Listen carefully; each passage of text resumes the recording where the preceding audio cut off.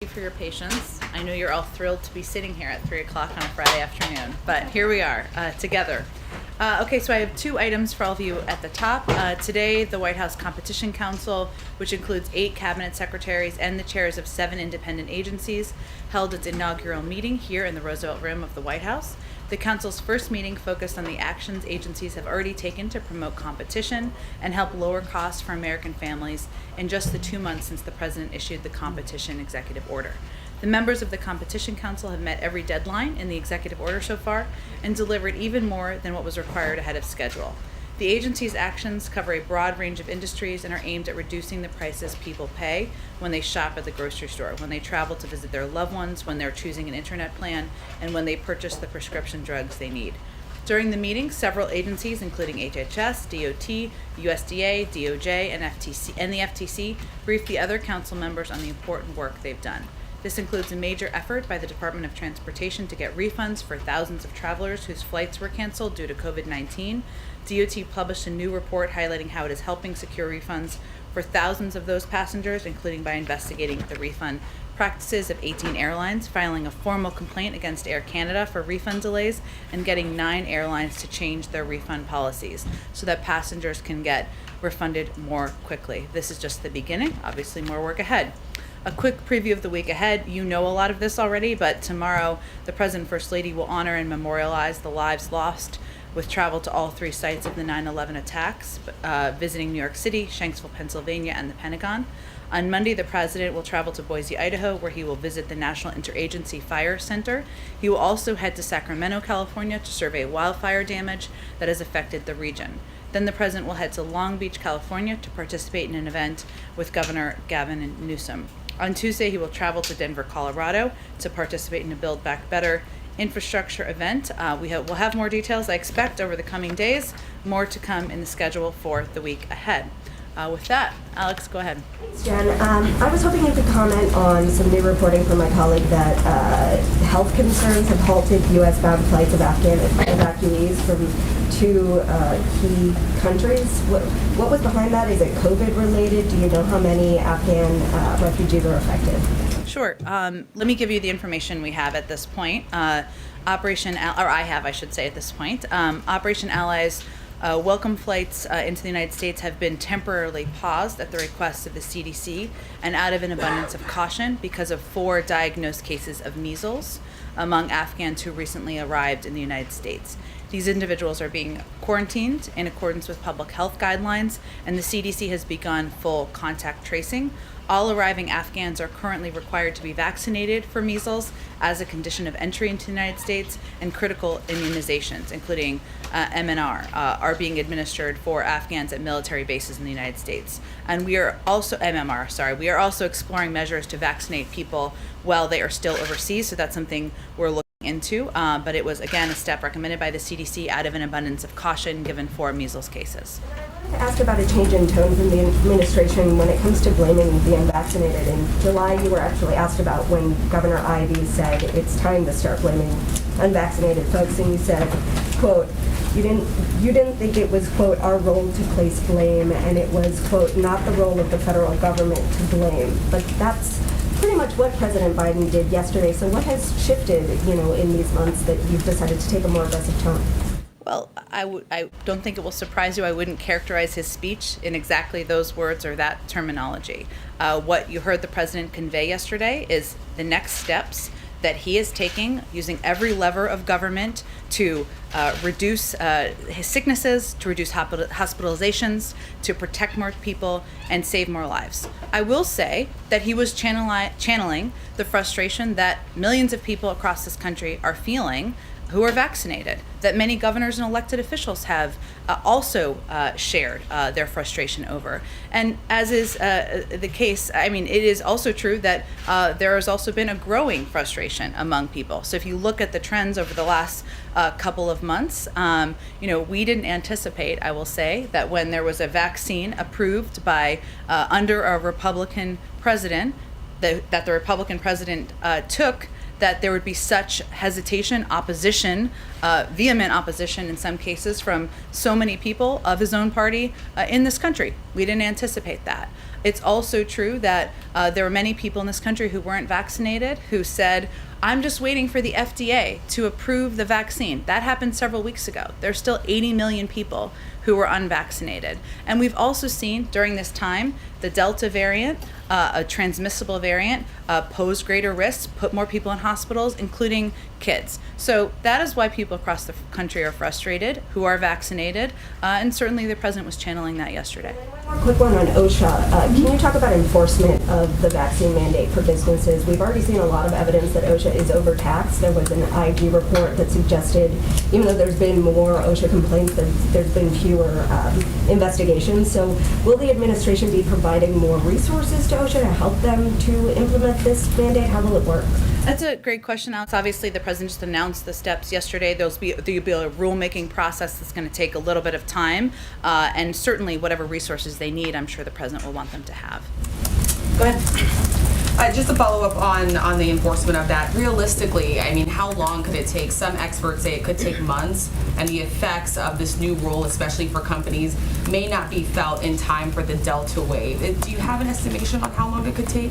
I don't have an estimation for you today, but there's clearly an urgency here, and we want to ensure that rulemaking proceeds rapidly, as quickly as possible.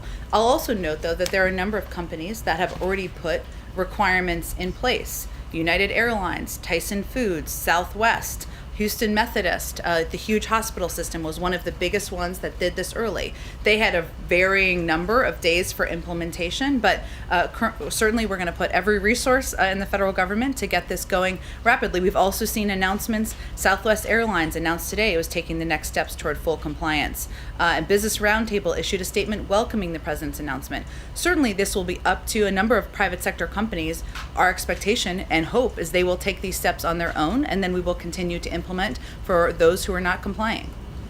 Another question on the Republicans that have come out, obviously criticizing the new requirements. 19 Republican governors have said that they plan to fight this. Has the White House been in contact with any of those governors who have criticized this since the president made this announcement yesterday?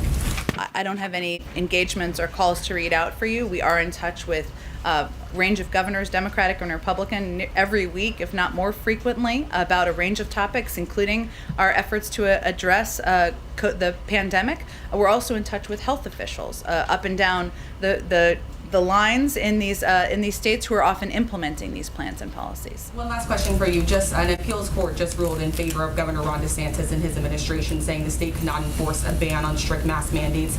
Just a response to that, are you concerned that this is going to put more children at risk in that state? Well, one of the steps the president announced yesterday is that we have the funding, the resources, and the intention of having the back of school leaders in school districts, superintendents, and others who do the right thing by students. And that includes putting in place mask requirements and other requirements that will keep them safe. Go ahead. Jen, with the 9/11 commemorations, can you tell me what you are doing to sort of go back and address the huge, massive wave of hate crimes that we saw against Arab Americans, Muslim Americans, and those who were taken to be either Arab or Muslim? So what is the White House's plan to address that component of the history of the aftermath of the attacks? Well, first I would say that ensuring that we are advocating for equity, that we are speaking out, that we are taking actions against hate crimes, verbal abuse of any kind against any group is certainly central to what we in this administration and what the president believes in. I'd note that the president will be releasing a video from him shortly later this afternoon, and one of the messages that he's going to convey is about the importance of unity. And as we reflect back on 9/11 and look back to that time 20 years ago, and the president was talking about this the other day with some of us and conveying that he remembers that day being on the train on the way to Washington. The first thing he wanted to do was to go to the floor of the Capitol and convey to the American people that this is a time to come together. And so that will certainly be central to his message. It's not just words. I'm not suggesting that, but that is certainly what you will hear him say in this video and what we'll continue to convey. I would say, though, that there will continue to be efforts and actions by the Department of Justice, by agencies across government to fight hate crimes, to speak out against them, and to take any actions in our power to do that. Can I just follow up on that, just in terms of the unity question? So I tried to ask the president today at the event at the school whether he's concerned that his actions, we've seen the backlash from Republicans and others in terms of the vaccination mandates.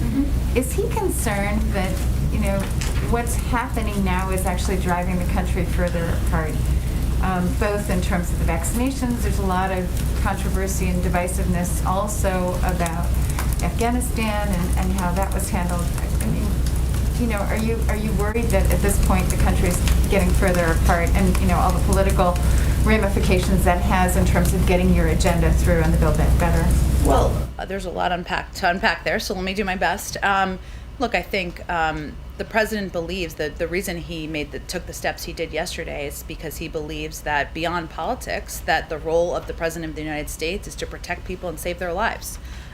It wasn't that we didn't anticipate there would be strong reactions, and there were. But ultimately, 75% of adults who are eligible in this country are vaccinated. 80 million people, or 25% of people who are eligible, are not. This is not intended to be a dividing issue. It's intended to actually, or a political issue. What his objective is to deliver on what he thinks he promised the American people, which is to save their lives. Ultimately, there are a range of components of his agenda that are moving forward because there's broad support for them across the country. Whether that is making sure we have more roads, rails, and bridges that are fixed, or making sure that we do more to save money, to reduce costs for middle class and working class families. So yes, we do see some loud vocal opponents of what the president announced yesterday. That's not a surprise. It's unfortunate, it's disappointing, it's sad, because ultimately these steps will save lives, but we remain confident in our ability to move the agenda forward. Go ahead. Thanks, Jen. Why include the option to test out in this new Labor Department rule? For businesses, you mean? You mean instead of just requiring businesses vaccinate? Ultimately, businesses are going to make those decisions. And this is a way to implement the OSHA regulations that, by the way, are part of what has been federal law for more than 50 years. That's why we have the capacity and the ability to do this. And we think it's going to have a huge impact. Many businesses may choose the option of allowing for testing as an option. Many may choose that they should just make vaccines the requirement, but it leaves it up to them to make that decision. If they do testing, who pays for the testing? Is it the business or the employee?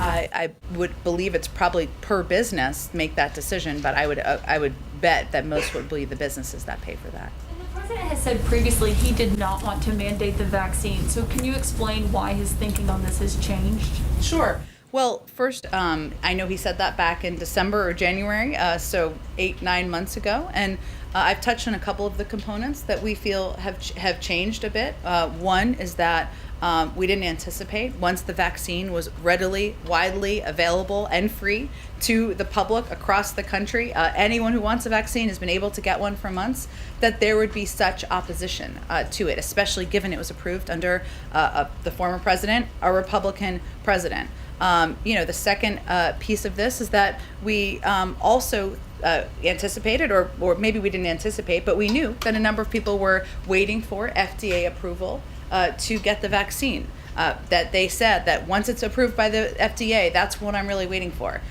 There were more people who were vaccinated in August than July, but there are still 80 million people who are not vaccinated.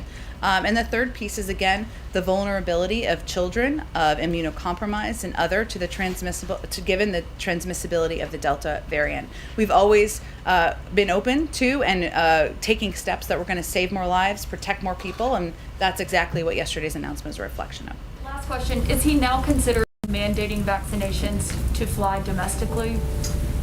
We are always looking at more we can do to protect and save lives. Obviously, he made a significant and bold announcement yesterday, so I haven't anything to predict or preview for you, but we'll continue to look for ways to save more lives.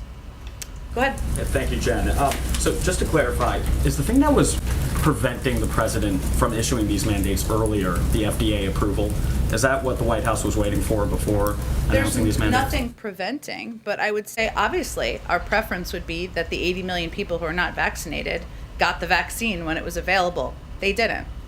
So it's our role, and it's the president's role as the president of the United States to continue to take steps to protect the American people and save lives. That's what it's a reflection of. Follow-up would be if these mandates are necessary given the risk of the Delta variant, given hospitalizations, and ultimately to save lives, as you were saying, why not do this earlier? Why not do it a month ago when hospitalizations were on the rise? You know, this has been a concern for a while. This has actually been building on the steps that we have been taking. So we mandated or testing in the federal government. We took obviously additional step yesterday. There were a number of private sector companies, many we encouraged, who came out and put in place mandates and requirements. This is building on the steps we had taken. But again, there are a range of factors that have happened over the last several months, and it's only natural that we continue to look for more ways to save lives, given we're at the point where clearly we're in the most vaccine-resistant population. And we've also seen, let me just say, we've also seen it works. We've seen companies put in place vaccine requirements. We've seen the impact of those and the number of people at United Airlines, at other companies get vaccinated within the timeline that it's required. And, you know, that's something that made sense. Is the administration considering offering federal funding to states who mandate this at the state level as well? I don't have anything else to preview or predict for you in terms of additional next steps. Obviously, we made a big, bold announcement yesterday, so I don't have anything new to preview for you. Go ahead. Considering the critical role of the FDA, why has President Biden not yet nominated an FDA director? He's eager to find the right person to fill that role. I would note that just like any agency, there are hundreds of people who are career employees, the backbone of the federal government, who are working every day to get the job done. And these agencies certainly continue to function at a high level, even without a director, even if his preference, of course, would be to have a confirmed director in place. And on another topic, does the White House want to see a debt limit increase in the continuing resolution to fund the government later this month? The White House, we continue to believe that Democrats and Republicans should do what they have done 80 times, which is to raise the debt limit, and that is what we are working toward. But I'm not going to get into what vehicle it may look like. That's certainly something we'll have discussions with Congress and congressional leaders, and but we'll leave that to them. Go ahead. Drilling down on the legal implications or the legal underpinnings of this decision for this OSHA regulation. Can you talk about what type of legal analysis happened before the announcement yesterday? Was that done out of the White House Office of Counsel, or was that done in the Labor Department? And also, is part of the reason why there's a testing opt-out, is that because there was a thought that would allow this rule to be better able to stand up to legal scrutiny? So we don't actually anticipate, I mean, this is a law. So Congress passed a law in 1970, the Occupational Safety and Health Act.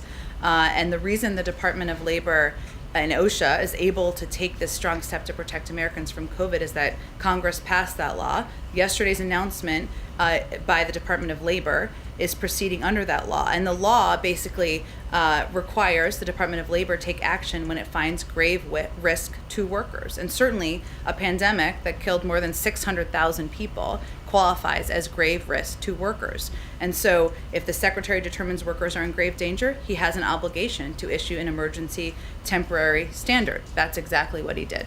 So was there an official analysis done or was it just a decision the Department of Labor said? Clearly, everything we do, we obviously review legally. Every bill we support, every policy announcement we make. But I think that's pretty clear. It doesn't even take a legal degree to understand that. Just on another topic, the call with President Xi of China. How long was that? And also, did they discuss meeting in person at the G20? It was about 90 minutes, the call.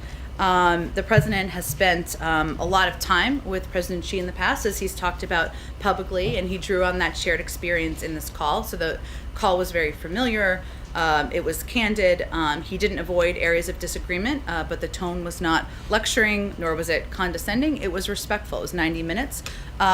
I don't have anything to preview for you in terms of future meetings. I would note that this call was about keeping the channels of communication open. And what we've seen is that the importance here is about engaging Xi directly at the leader level due to the centralization of power and the power that's in his hands. Hence, that was the importance of the call. It covered a range of topics. Go ahead. Thank you, Jen. After the rule is implemented, do you know how long companies will have to comply? That will be, I believe, part of the rulemaking process. So I expect we'll have more on that once that's completed. Do you have anything to share about how you landed on employers with 100 employees or more? Why not the entire workforce? Well, it was an assessment made by the Department of Labor and the Secretary of Labor. I will say it obviously impacts a huge number of people, so we think it will have an enormous impact on businesses, on companies, on communities, and the workforce, but it was a determination made by the Labor Department. And can you talk about the enforcement body, how robust that's going to be, since we're talking about a huge number of businesses? How are you going to make sure they're complying? And I know Jeff Zients said the fine could be up to $14,000 per violation. Mm-hmm. What is a violation? Again, these are all good questions. This has to be included in the rulemaking process. It's about up to be specific, $13,600 per violation, but this is all a part of what would be determined in the coming weeks. And one more on masks. Mm-hmm. Public health experts, including the former Surgeon General today, Jerome Adams, have said it's not just about vaccinations, that the moves to end masking back in May were premature. Do you have a response to that? I'm sorry. And also, in light of that, are there any efforts coming up to talk about masks again? Because the last we heard, it was, it kind of confusing that you only need to do it sometimes if it's high transmissibility, which is now the case, I think, nationwide.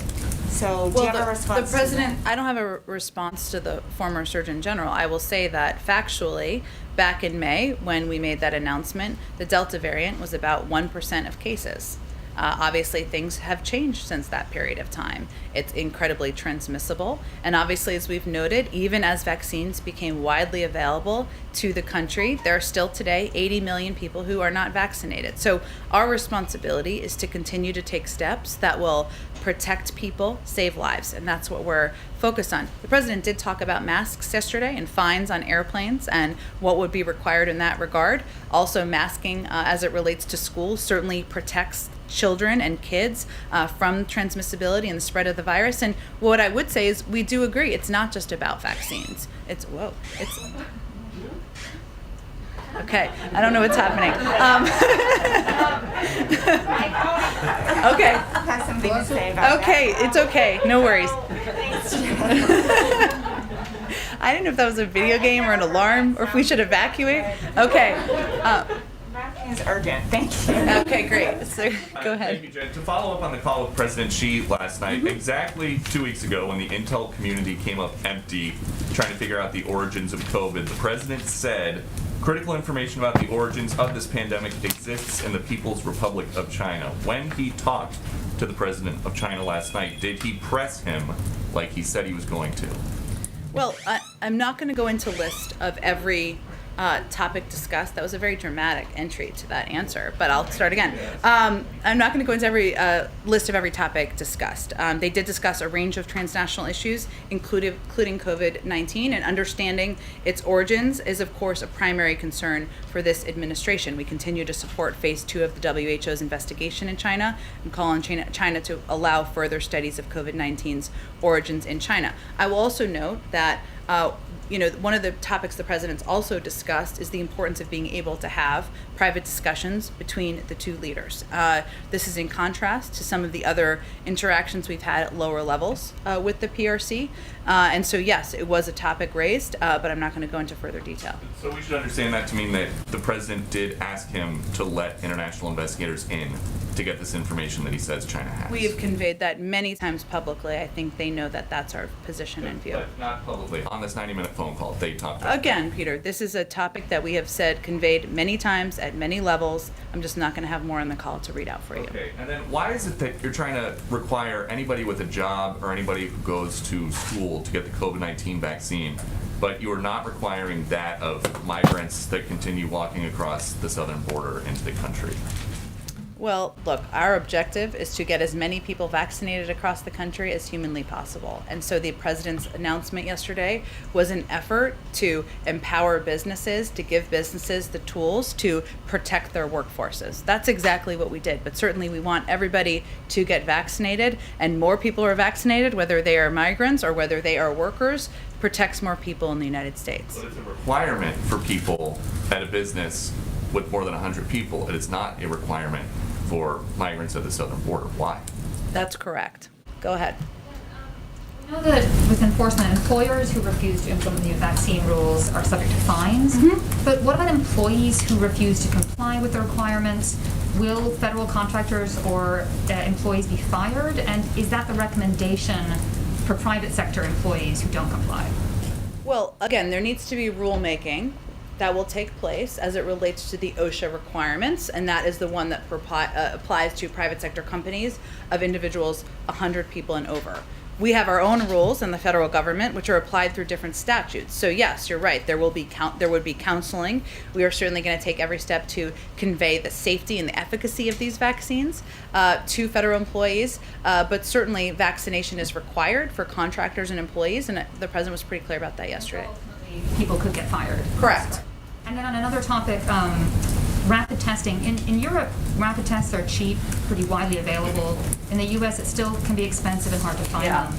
Why is that, and why hasn't the administration been able to address some of those issues before this latest plan rolled out?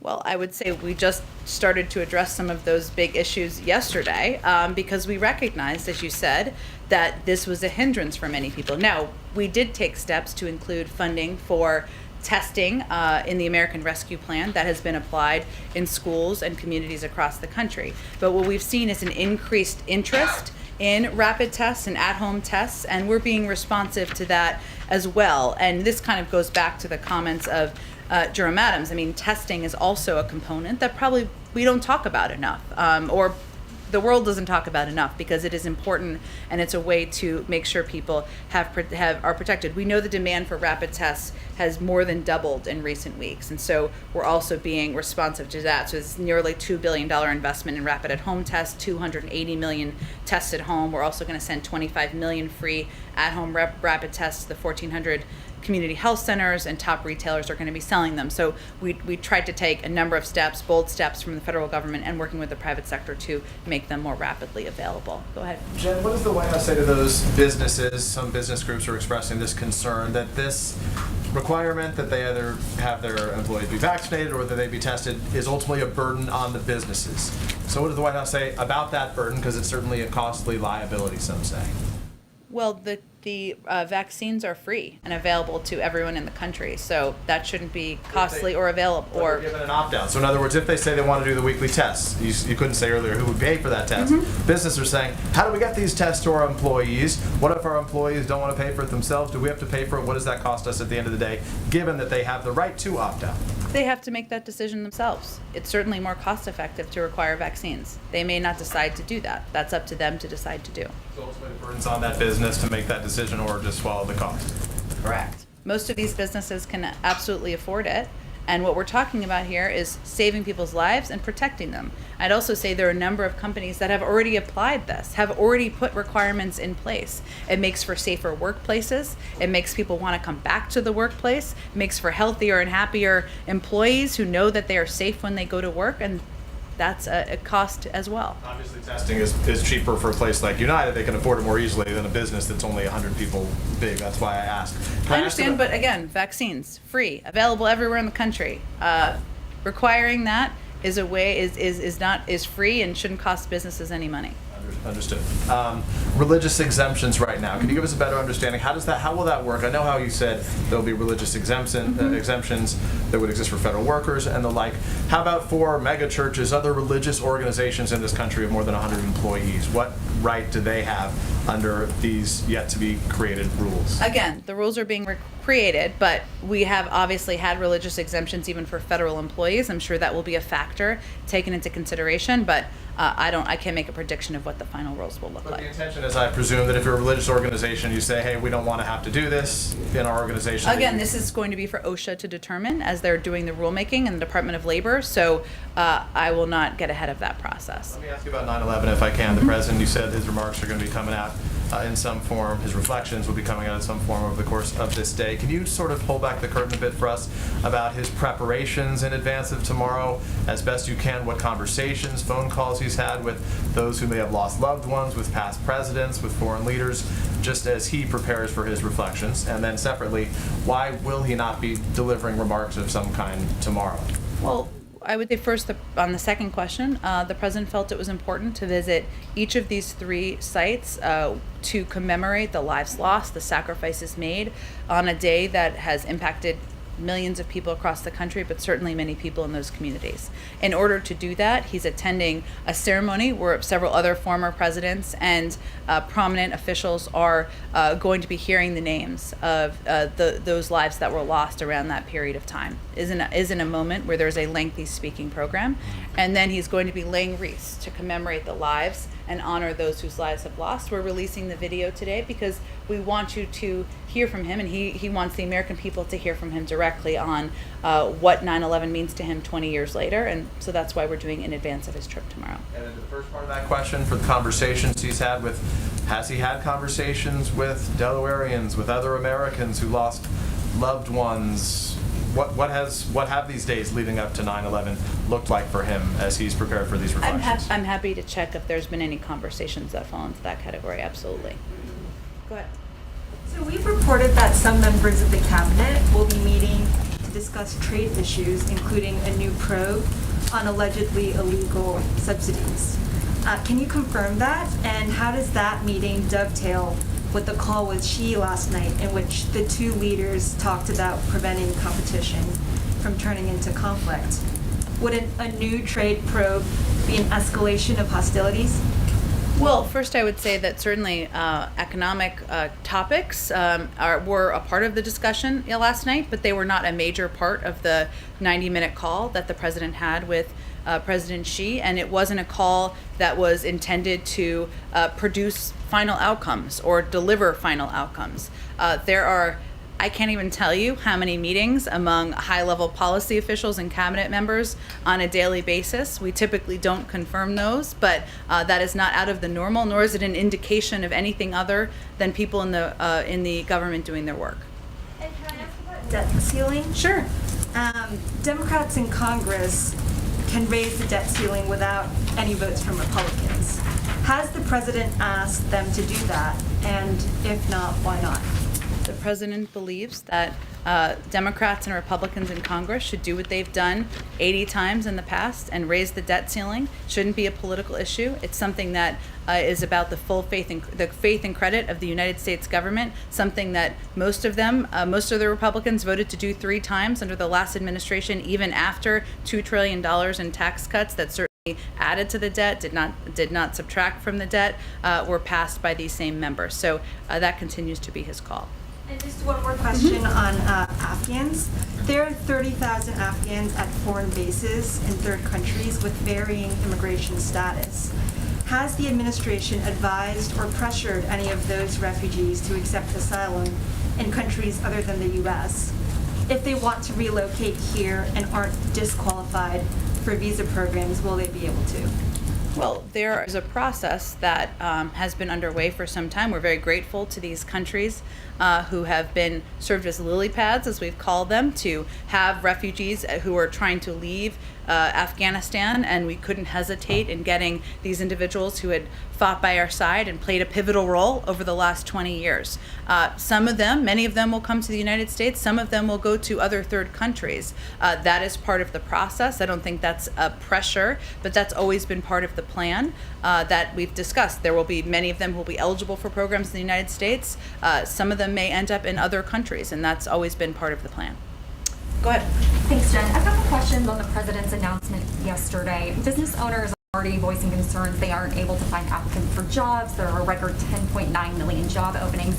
Is the administration at all concerned that this new vaccine mandate that applies to businesses with 100 or more employees will cause further staffing shortages for businesses? Well, look, I think, one, there are a number of businesses across the country who have already applied these requirements, and they could be a model. Some of them, I understand you may be asking about smaller businesses, but it's for employees of 100 and more.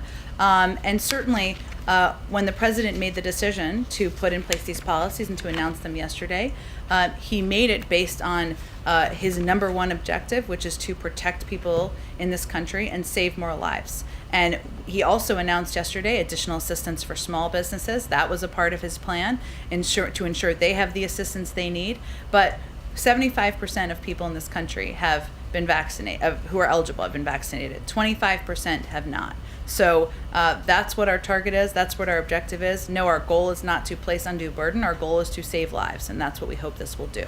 And then to go off of colleagues' earlier question about rapid tests, which the president mentioned yesterday, he's going to be using the Defense Production Act to add roughly 280 million of these rapid at-home tests. But of course, that's only, or at least kits, that's only less than one kit per person in the country. So what else can be done to ramp up those tests and to bring down the potentially prohibitive cost of these tests if they're going to be used on a regular basis? Well, one of the steps we took was to work with big private sector retailers to make these tests available, and certainly that is planned for the next 3 months, where we expect there will be a great need, but we will continue to look as there are needs to make sure people in the country have the resources they need. This is not the end, but this is certainly a significant announcement yesterday. Go ahead. Is there a goal for how many at-home rapid tests should be available beyond the 280? Again, I think announcing the numbers we had yesterday is pretty significant. I don't have anything more to preview for you about additional tests. Go ahead. Thank you, Jen. On China, maybe I understand you don't want to provide too many details about the phone calls, but were human rights part of the conversation? And also, did the president get the impression that China is willing to play an active role at the upcoming COP summit about climate? I'm not going to speak for what their intentions are at the COP summit, of course. I would note that, of course, climate around, as well as a number of topics were discussed, and the COP summit is the next big moment for the international community on that front. And certainly human rights were part of the discussion, and the president did raise them, as he always does in these engagements. Go ahead. A question about wildfires. The president's traveling to Idaho and California to survey wildfire damage. When he had his meeting with the Western governors earlier this year, Governor Newsom and others voiced frustration with the U.S. Forest Service, accused them of having a wait-and-see culture. Is the president announcing any policy changes, any new developments on strategy to wildfires when he's out there? You'll have to wait and see. And a question on just the backlash from state attorneys general. Can you expand on why the 1970 law does cover specifically these requirements for businesses? Sure. Let me try it again. So the 1970 law, which has now been in place, to do the math for all of you, for 51 years. It's a law that requires, let me give you the exact statement of it here.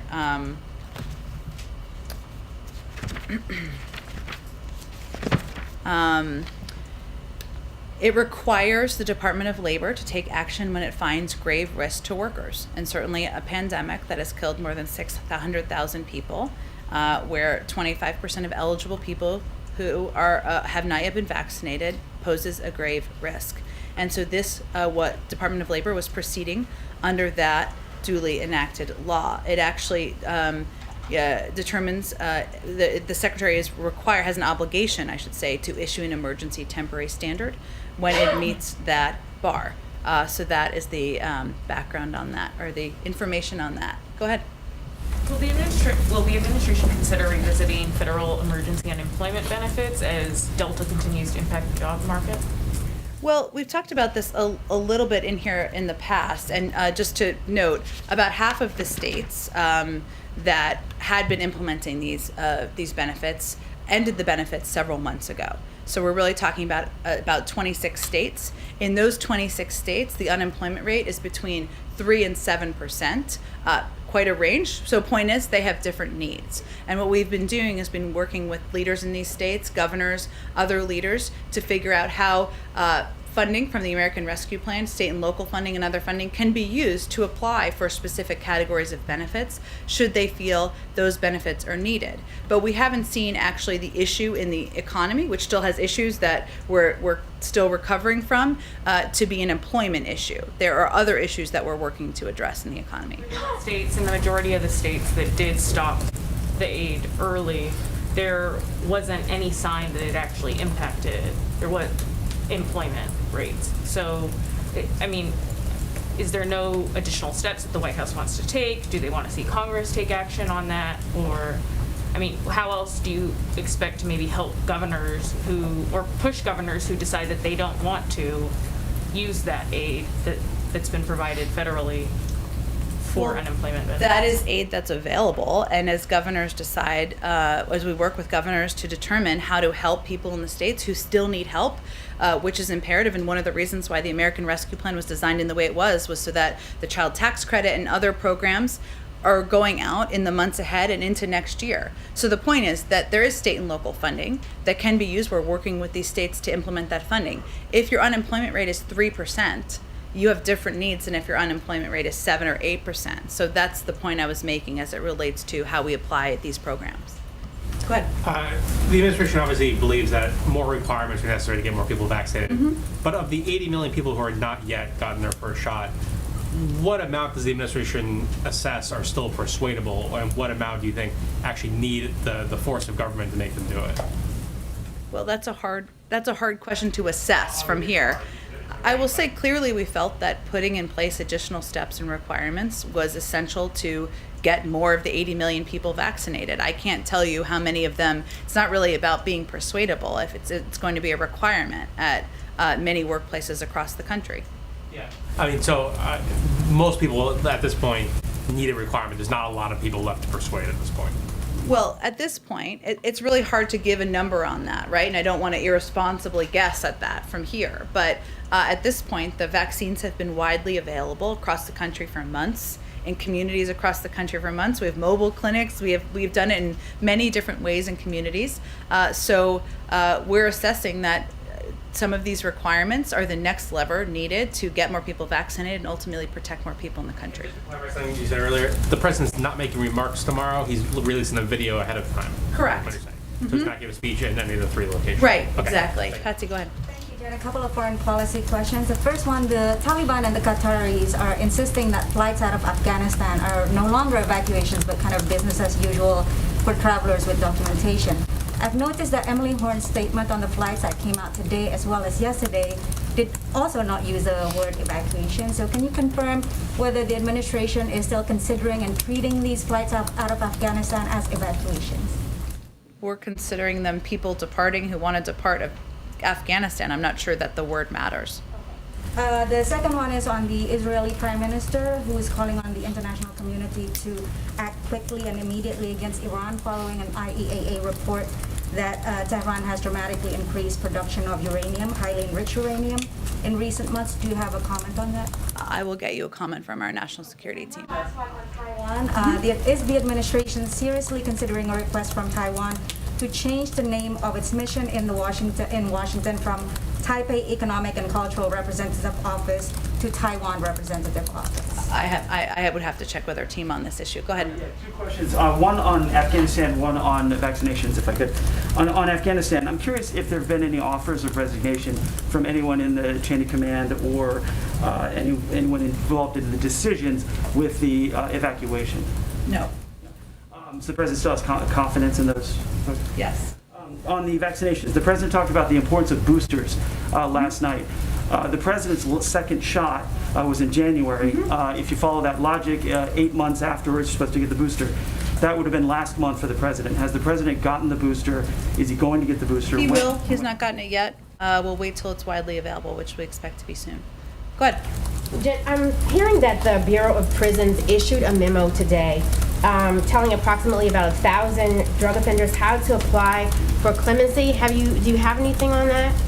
I would certainly point you to the Department of Justice. I would say that the president has been clear about his openness to using clemency powers, but I wouldn't say that's an assessment of decisions made, and certainly targeting those toward nonviolent drug offenders. But I'd point you to the Department of Justice for any further details. A follow-up on the mandates. With companies like Delta now having a $200 premium that they're going to add to the insurance premiums, how does the president feel about companies trying to persuade people to get vaccines by doing that? Well, there are a range of ways we've recommended companies try to incentivize people get vaccinated, including mandating them, including putting in place requirements, and many have taken creative steps. So there's a range of ways to look at. That's not one we've advocated for, but obviously different companies will make different choices. Go ahead. Thank you, Jen. Not to try to shame any vaccine skeptics. In Africa, people are looking for vaccine, but they can't find them. In the US, there is an abundance of vaccine, but up to 80 million people have refused to receive them, and 1,500 people are dying every day. Will you say that too much privilege is sending so many Americans to their early grave? I'm not sure what your question is. Is too much privilege sending many people to their early grave? Well, I would say first that the United States wants to be an arsenal of vaccine distribution to the global community, and we have donated more than every other country in the world combined. We also know, and it is a responsibility of the president, to protect and save lives in the United States as well. That's why we announced the steps that we announced yesterday. We need to do both. Yeah, no. So I was asking, is too much privilege killing people in the US? Like, there's so much vaccine available here, but people are refusing to take them. While in Africa, people don't even have access to vaccine, and they want to have them. Are we too privileged here to the extent that we are ready to die instead of taking the vaccine? Well, I think that's a hard question. I don't know that I have a comment on that from the U.S. government. I would say that our objective here is to convey to people, not in a political way, whenever we can avoid it, that vaccines will save your life, that everybody should go get one, and they'll save your neighbors, your friends, your grandparents, and that's our objective. Okay, I think I got to keep going here. Oh no, I got to keep going. Go ahead. Thanks, Jen. Could you confirm that there's going to be an in-person Quad Summit in Washington, D.C. on September 24th? An in-person, I'm sorry? Summit? Sorry, I couldn't. The masks are hard sometimes, and they're important. I will have more details. I don't have anything to announce at this point in time. Mention of Taiwan during the phone call with President Xi Jinping. I'm not. I'd have to check, but I don't have anything on that in the readout. Go ahead, Mike. Jen, obviously Congress has a lot on its plate next week, but we're also going to see the beginning of oversight hearings. Secretary of State Tony Blinken will be the first up as part of the different committees looking into the Afghanistan decision and fallout. What role is the White House playing in terms of preparations for these hearings, and might we expect any White House officials to be part of public hearings on Capitol Hill next week? Well, we've been cooperating, working with Congress, briefing them regularly throughout the course of the last several weeks, and that will continue, and we'll certainly continue to provide officials as appropriate moving forward. As it relates to preparations, I'd certainly point you to the State Department. We're still a week away, but Capitol Police is reinstalling some of the perimeter fencing around the Capitol in advance of these Justice for J6 protests, demonstrations that are expected. How closely is the White House monitoring these, not just in Washington, but across the country? And have any White House officials expressed interest or concern about maybe reinstalling some of the fencing we saw around the White House grounds in January? Well, we're always going to assess what security measures need to be put in place, but we typically don't preview them, and I'm not going to do that from here. Obviously, the Capitol and leadership in Congress takes their own steps, and we certainly trust them to make decisions about how to protect the members of their caucuses. Shelley? Thanks. Just two quick ones for you. Does the administration consider this latest vaccine mandate for private sector companies to be a workaround for the federal government to require vaccines? Meaning to require them for the American people? Well, this is a tool, a step that, again, there's legal authority for based on a 50-year-old law, and one that we took action on because the president wanted to use every lever at his disposal to protect more people and save more lives. But no, it's not, we don't have the ability to tell every American you have to be vaccinated. There's a means of encouraging it, of mandating it through certain pathways, and that's exactly what we've done. All right, thanks everyone.